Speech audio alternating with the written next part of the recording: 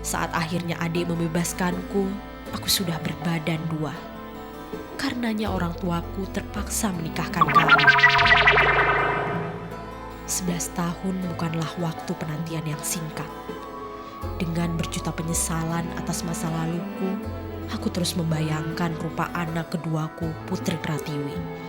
Entah nasibnya kini. Jadi kalau lihat orang anak-anak sekolah kelas 3 SMP itu kan, perasaan saya gimana tersentuh gitu. Jika ada anak saya seperti itu, gimana gitu, perasaan saya bahagia gitu kan. Sekarang tuh nggak tahu nasibnya gimana.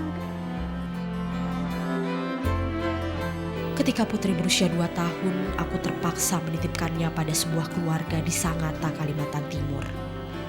Aku tengah kebingungan melarikan diri dari suami pertamaku, Ade. Tanpa berbekal uang, aku pergi ke pusat kota Sangatta, sebuah kota yang baru ku kenal.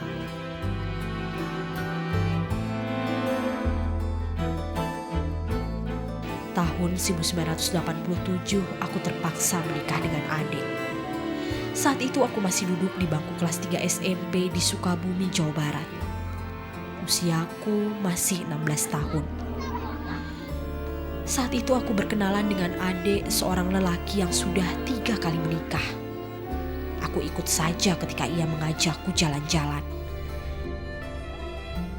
Ternyata keluguanku itu menyeretku ke dalam derita yang tiada henti.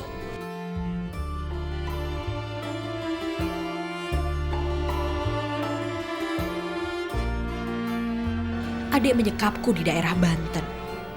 Berkali-kali ia memaksaku melayani syahwatnya.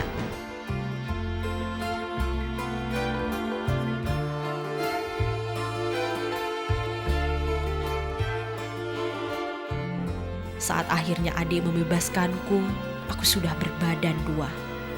Karenanya orang tuaku terpaksa menikahkan kami. Meski aku tak mencintai adik, tapi demi janin di rahimku, aku terpaksa menikah dengan adik.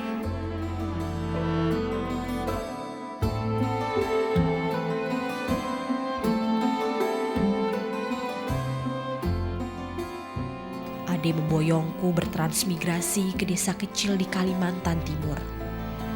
Meski tanpa rasa cinta, aku berusaha untuk menjadi istri yang baik hingga kami dikaruniai 2 orang anak, Iqbal dan Putri Pratiwi.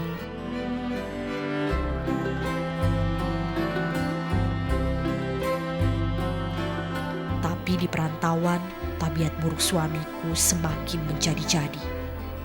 Aku tak tahan. Suamiku sering marah-marah dan ringan tangan. Dia pun malas bekerja. Saat dana jatah bantuan pemerintah habis, kami tak punya apa-apa. Kesabaranku akhirnya mencapai titik akhir. Kami bertengkar hebat. Adik mengusirku. Aku pun pergi hanya membawa serta putri kecilku.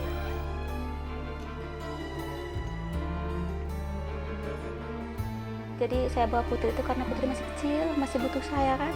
Biarpun yang besar juga butuh saya. Tapi saya pikir suatu saat kan ya kalau yang besar udah tahu diri gitu, maksudnya dia bisa bawa diri kan, bisa bedain gimana gitu. Kalau Putri kan masih 2 tahun, jadi masih butuh saya. Waktu masih menyusui gitu dengan saya.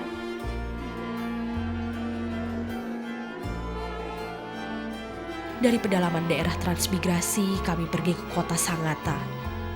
Dalam kegalauan di sebuah kota yang asing, seorang ibu menghampiri kami.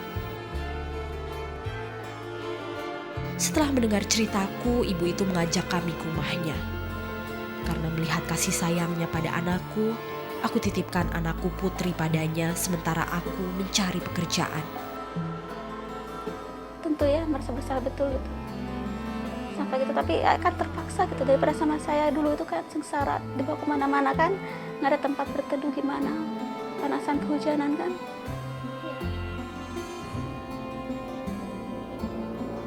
Aku berhasil mendapatkan pekerjaan sebagai pembantu rumah tangga.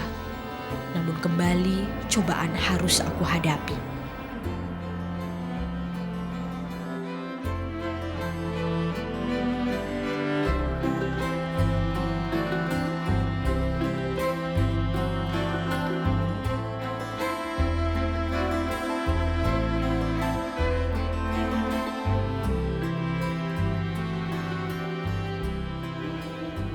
Di keluarga pertama tempatku bekerja, majikan laki-lakiku mencoba memperkosaku. Aku kabur dari rumah itu.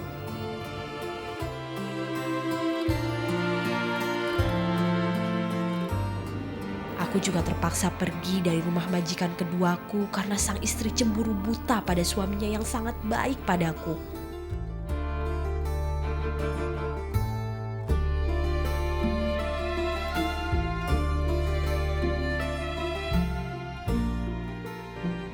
Tapi yang paling menyakitkan, aku tak pernah bisa lagi menemui anakku Putri.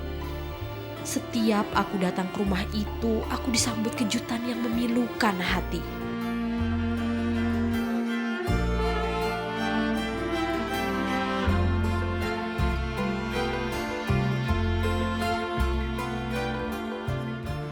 Yang merawat anak saya itu kan, saya pergi ke situ. Sekalinya pas kedua kali itu kan, saya datang ke rumah itu. Kayaknya anak saya itu nggak ingat lagi sama saya gitu, nah. Kayaknya gimana langsung lari ke rumah gitu kan. Itu datang mamanya tuh ngabarin saya, kenapa kamu kesini lagi? Sudah aku bilang kan nggak usah lagi kesini, masih aja kan gitu. Nah, udah ya saya kan bingung lagi, saya keluar lagi.